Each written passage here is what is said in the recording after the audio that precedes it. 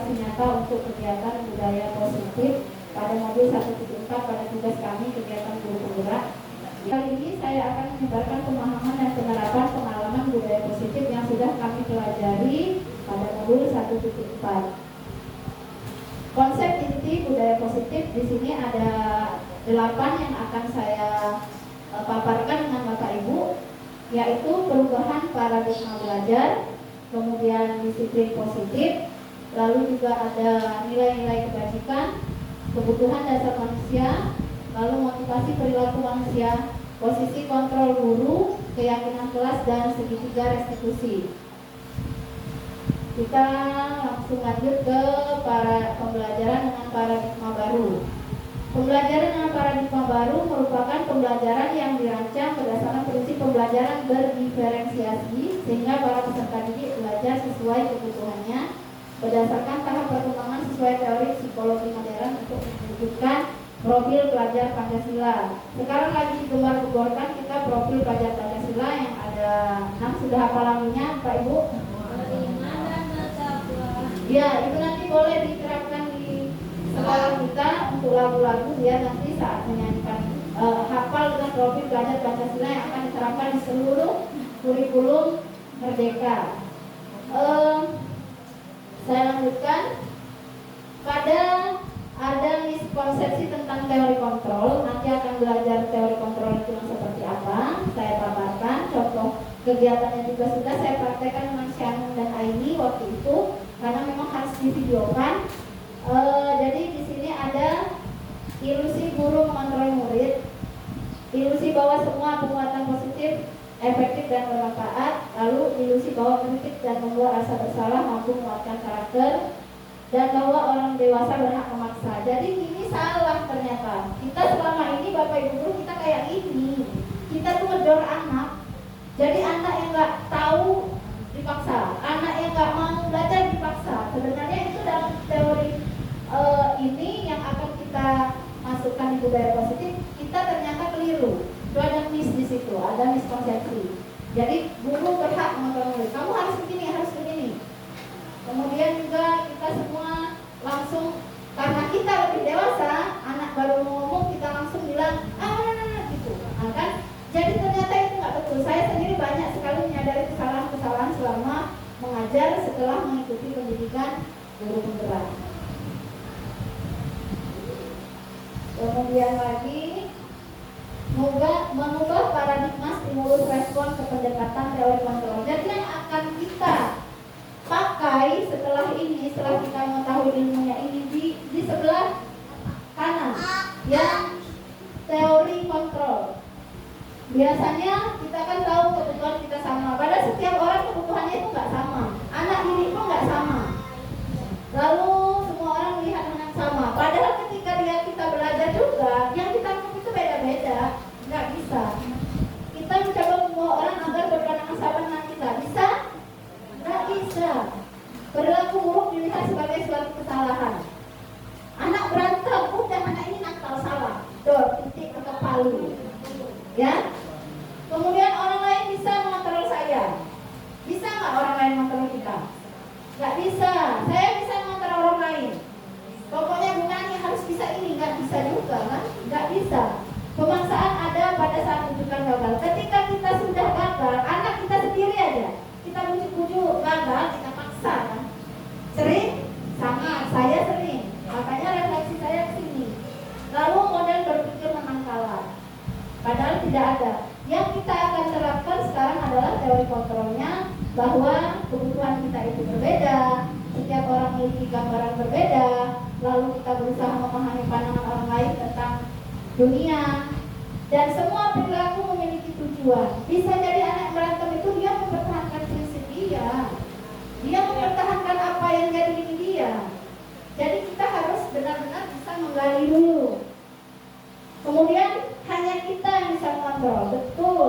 Cuma kita yang bisa, walaupun orang lain ngomongin seperti apapun, hanya kita yang bisa mengontrol. Mau berlaku emosikan, mau sabarkan, mau bagaimanakah, kita sendiri yang bisa. Dan kita tidak bisa mengontrol orang lain, sehingga kita bisa menciptakan kolaborasi dan pilihan-pilihan baru serta model berpikir menang-menang. Jadi ketika ada misalnya ada selisih, ada konflik, nggak ada yang menang kalah, tapi menang menang. Nanti akan kita lihat. Selanjutnya lanjut ke disiplin positif, berasal dari kata disiplin yang artinya belajar. Bisa Bapak Ibu baca, mengacu pada disiplin diri yang memiliki tanggung jawab terhadap apa yang dilakukannya berdasarkan nilai-nilai yang diyakini. Sehingga salah satu cara adalah membuat kesadaran serta memberdayakan sifat diri tanpa imbalan, reward, ancaman atau hukuman. Ini Pak yang masih jadi kegalauan kami. Karena ternyata reward, penghargaan berbarengan sama ada hukuman. Kenapa nggak boleh? Karena berarti katanya anak itu mau belajar itu karena penghargaan. Dia nggak mau belajar dari diri dia sendiri. Jadi dia mau karena mau dapat piala, dia karena mau dapat hadiah buku. Itu mungkin maksudnya. Jadi tujuan kita mendidik menciptakan peserta didik yang memiliki disiplin diri sehingga berperilaku mengacu kepada nilai-nilai kebajikan universal dan memiliki motivasi intrinsik dalam perubahan perilaku ke arah yang lebih baik.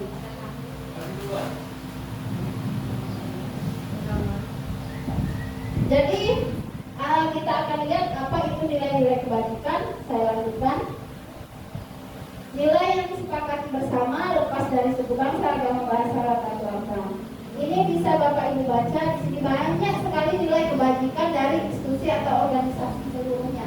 Yang kita pakai yang mana Pak Bu? Sekarang ini yang lagi digalakkan pemerintah yang kita pakai nilai kebajikan yang ada di mana? Yang penampilan hidup. Bagus semua sih. Tapi yang sedang kita pakai sekarang apa? Judul profil belajar Pancasila. Belajar Pancasila, beriman dan bertakwa pada Tuhan yang esa dan berakhlak mulia, berkebinekaan global, gotong royong mandiri, kreatif dan bernalar kritis. Mudah-mudahan di PPK kita nanti bisa jadi hafal. Ya. Jadi contoh nilai kebajikan ini bagus semua. Ini bagus semua, ada toleransi, hormat, semuanya bagus. Tapi yang kita sedang pakai ini adalah yang pertama. Ya. Jadi profil belajar Pancasila yang sedang kita pakai. Yang akan kita pakai di sini yang pertama.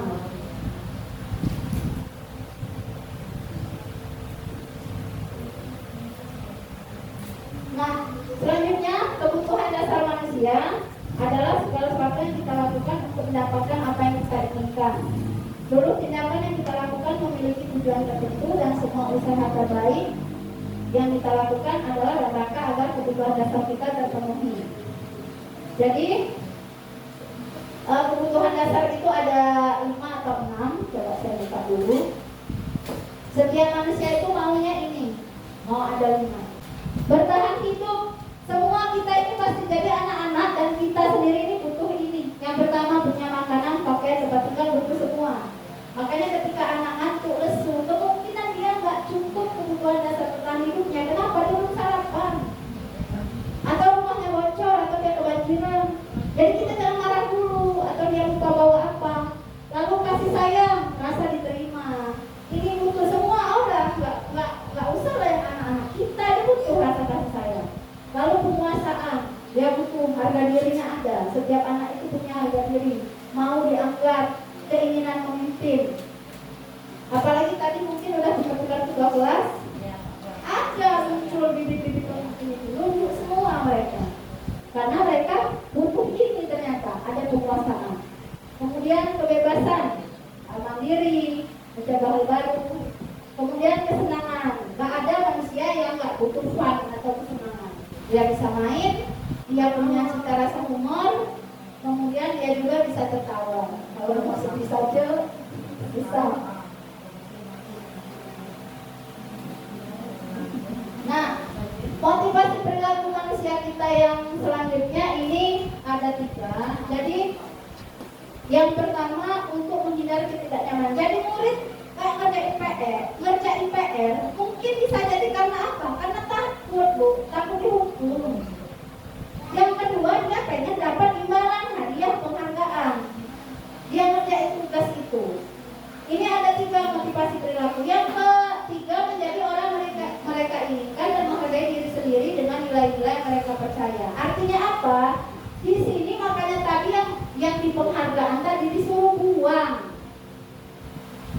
Jadi di sini anak yang pertama menghindari ketidaknyamanan. Jangan berarti dia ngajakin tugas karena takut dihukum. Cepat-cepat selesai, yang penting udah nggak dimarah bu guru. Lalu mendapatkan imbalan penghargaan karena siapa yang dapat selesai dapat coklat. Dan komen saya sering. Tapi ternyata di sana nggak boleh karena itu motivasi dari luar, ekstrinsik, bukan dari dalam diri dia yang intrinsik. Jadi harusnya kita yang buat bagaimana anak kita senang belajar, mau belajar dari dalam diri dia sendiri. Ini kan hukuman. Nah, jadi kan kita ada 3 kalau misalnya kita mau menginginkan anak, memberikan menyikapi masalah-masalah anak. Yang pertama langsung dihukum, pakai hukuman, gak terencana langsung aja. Hukuman fisik bisa, psikis bisa memang. Kemudian ada hukuman, misalnya terlambat, keliling lapangan kamu. Itu kan gak ada hubungannya sama terlambat. Keliling lapangan 5 kali, ambil sampah. Saya sendiri juga pernah. Jadi kesalahan-kesalahan saya korek sendiri. Kemudian kok ada konsekuensi namanya, terencana disepakati, tapi muridnya tetap gak nyaman. Sikap guru selalu memonitor murid. Contohnya gini, kita konsekuensi, ayo nak, konsekuensi misalnya kamu terlambat datang ke sekolah 10 menit. Berapa menit kamu terlambat? 5 menit bu. Nah berarti konsekuensi kamu apa? Ya sudah, berarti nanti saya belajarnya nambah 5 menit. Kita istirahat 9.15, dia istirahat 9.20 gitu. Tapi dia tetap gak nyaman. Atau dia misalnya noret buku kawan, kamu ganti pakai yang baru. Itu konsekuensi kan? Betul kan menurut kita? Tapi dia gak senang.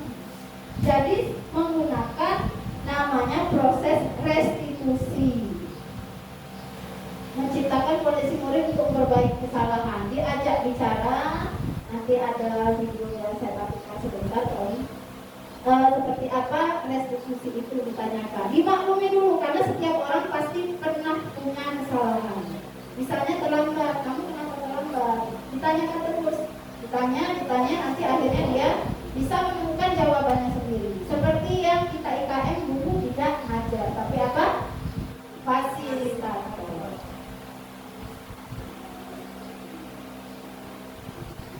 Nah, ini 5 posisi kontrol guru, Bapak Ibu. Yang pertama ada penghukum, yang kedua pembuat merasa bersalah, yang ketiga sebagai teman, yang keempat pemantau, yang kelima manajer.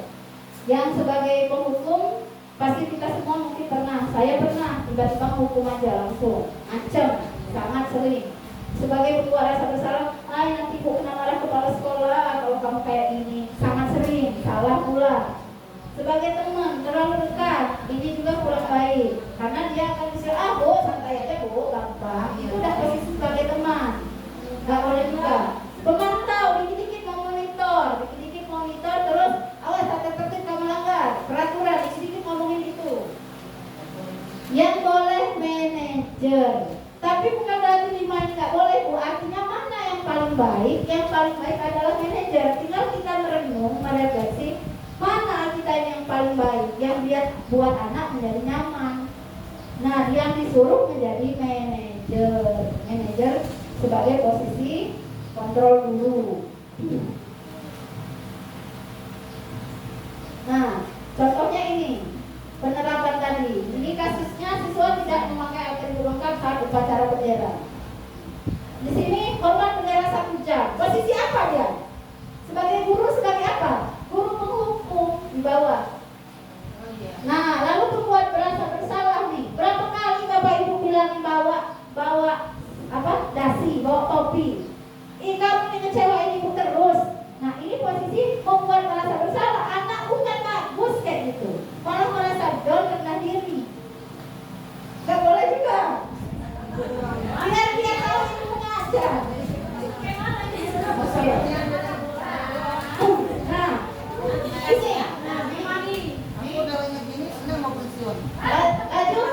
Lanjut posisi teman. Apa contoh posisi teman? Ayo dong nak, ikuti aturan sekolah. Tolong bantu bapak ibu ya. Udah nggak apa-apa, lain kali jangan pakai ini lagi. Ini teman, saya sangat sering. Tapi ternyata anak-anak juga nanti takut. Jadi keluh enggak. teman. Lalu pemantau, kamu sudah langgar peraturan sekolah, kamu tahu konsekuensinya setelah upacara beri atributnya, jangan ulangi lagi. Jadi peraturan ada di otak untuk pemantau, saking dan tertib, ya. Kita lanjutkan. Nah, coba Bapak Ibu jawab, ini posisi kontrol apa? Ayo.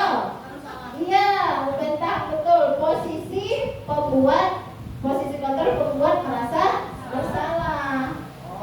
Ya, seperti ini kita terapkan ke anak di rumah juga. Ay, mak ini kecewa benar. Kita sering kan, kamu ngecewain mama, ngecewain ini. Itu sebenarnya nggak boleh. Kemudian posisi kontrol apakah ini? Coba Pak Bu, apa rencana menyelesaikan masalah ini? Nah, inilah yang disebut manajer. Ditanya dulu kenapa dia nggak pakai atribut, ditanya dulu mungkin ketinggalan. Ya sudah, kalau kayak gitu kamu nanti harus bagaimana? Jawaban itu dari dia sendiri. Jangan harus sabar. Nah, yang ini, ayolah lakukan demi Bapak Ibu ya. Apa ini? Posisi apa? Teman, betul. Jadi teman, enak ya? Kalau nggak dapetin teman buat tulis absen Ibu. Wah. Ini kopi nak? Posisi apa?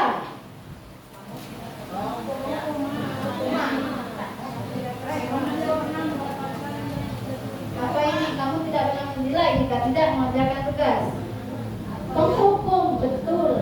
Sebagai iya, kita itu menghukum anak kalau nggak dapat tugas ini. Udah. Nah, lanjut. Jadi tadi posisi kontrol sudah. Jadi 5 ya Pak Bu. Yang paling tepat adalah manajer. Keyakinan kelas. Sekarang di kurikulum Merdeka dan di peraturan guru penggerak, bukan peraturan, di pelajaran materi yang kami ajarkan, peraturan sekolah itu jangan lagi disebut peraturan. Disebut, dirubah namanya menjadi keyakinan. Peraturan. Nggak boleh lagi. Mudah-mudahan Bapak Ibu bisa mempraktekkan nanti buat keyakinan kelas bersama-sama. Kayak saya buat kesepakatan, beda. Ini kesepakatan kelas. Kalau keyakinan kelas beda lagi. Lebih kayak tanggung jawab, mandiri. Nanti dia keyakinan apa yang sudah dilanggar, nanti dia ini sendiri. Buatnya bareng-bareng. Nanti buat sama anak-anak. Jadi bukan lagi peraturan. Kalau nah, jadi seperti ini nanti buat kertas sticky note, keyakinan kelas. Ditempel nanti mana yang paling banyak, misalnya tanggung jawab. Nanti baru dibuat, nanti bisa anak-anak yang buat dalam bentuk akornya dibuat seperti itu. Inilah keyakinan kelas dipasang di papan. Atau yang mau cetak benar juga boleh. Silakan.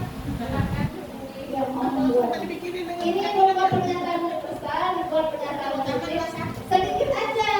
Gak usah banyak. Kalau yang kesepakatan kelas lebih khusus, makan minum sambil duduk. Terus tidak boleh datang terlambat. Kalau yang keyakinan kelas berupa tanggung jawab, mandiri. Misalnya nggak boleh ya jujur. Nah, di dalam mandiri ini disiplin. Ya, disiplin. Udah 4 biji atau 3 biji aja udah. Tempelkan keyakinan kelas. Kalau yang anak-anak kelas ini kan bisa dibagi kertas itu isi. Kamu mau yang seperti apa? Nanti dikumpulkan. Apa gurunya bisa pelan-pelan. Karena dia nulis saja belum tahu. Ya, paling dibuat pengenalan dulu kalau kelas 1.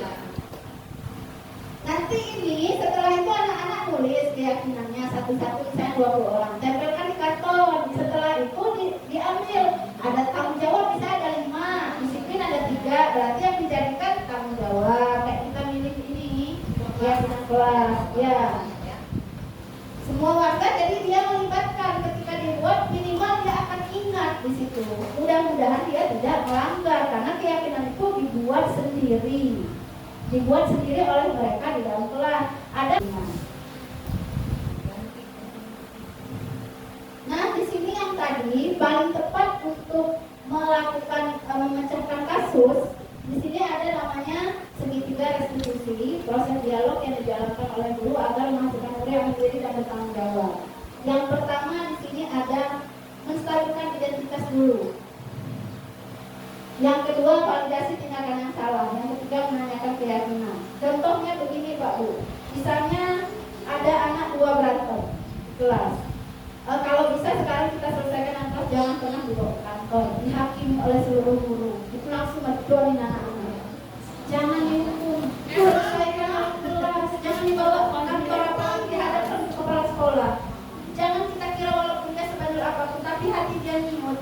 Seumur hidup akan diingat ibu itu yang bawa aku ke kepala sekolah, katanya. Memang ya ternyata memang efeknya ada. Kita aja pasti punya pengalaman enggak bagus kan dengan guru kita. Saya SD ada, SMP ada, gimana dia merendahkan kita ada Bu, Pak. Jadi jangan sampai kita sampai kayak gitu. Allah paling kamu nanti jadi apa gitu. Digituin langsung rasa nancep. Kayaknya kata-kata biasa padahal.